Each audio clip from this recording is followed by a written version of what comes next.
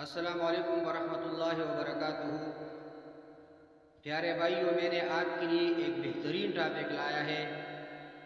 آئیے چلتے ہیں ہم اپنے ٹاپک کی طرف۔ الحمد للہ وکفا وسلام علی عباده الذین اصطفى، اما بعد فاعوذ باللہ من الشیطان الرجیم، بسم اللہ الرحمن الرحیم۔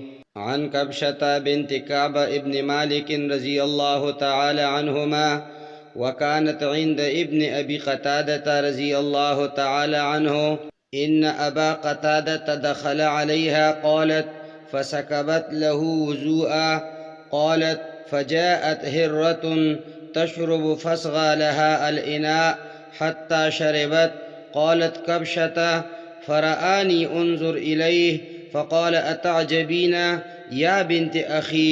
فقلت نعم.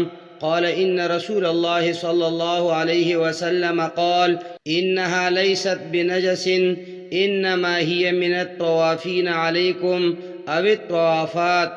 وقد روي بعضهم عن مالك وكانت عند أبي قتادة والصحيح ابن أبي قتادة. قال وفي الباب عن عائشة وأبي هريرة.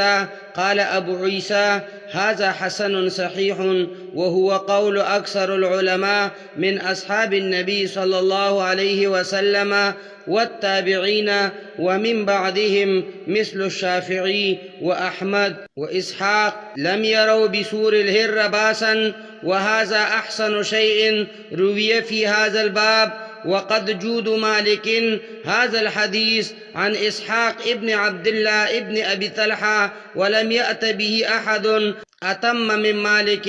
کبشہ بنت کعب رضی اللہ تعالی عنہ سے روایت ہے جو ابن ابو قتادہ کی نکاح میں تھی، کہتی ہیں کہ ابو قتادہ میرے پاس آئے تو میں نے ان کے لیے ایک برتن وضو کا پانی میں ڈالا، اتنے میں ایک بلی آ کر پینے لگی تو انہوں نے برتن کو اس کے لیے جھکا دیا تاکہ وہ آسانی سے پی لے۔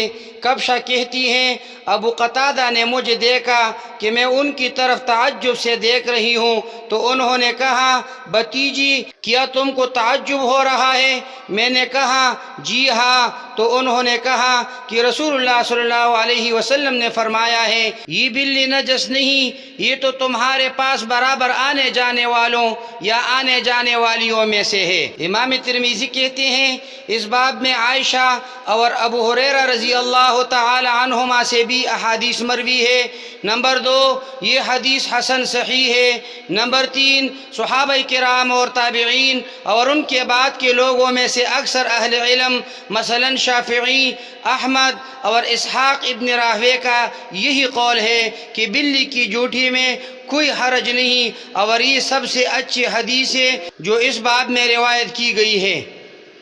وضاحت اس حدیث کا یہ ہے اس روایت سے ثابت ہوتا ہے کہ بلی کا جھوٹا ناپاک نہیں ہے بشرطی کہ اس کے منہ پر نجاست نہ لگی ہو۔ اس حدیث میں بلی کو گھر کے خادم سے تشبیہ دی گئی ہے کہ ان کے خادموں کی طرح اس کا بھی گھروں میں آنا جانا بہت رہتا ہے۔ اگر اسے نجس و ناپاک قرار دے دیا جاتا تو گھر والوں کو بڑی دشواری پیش آتی۔ اقول قولی ھذا استغفر اللہ لی ولکم ولسائر المسلمین۔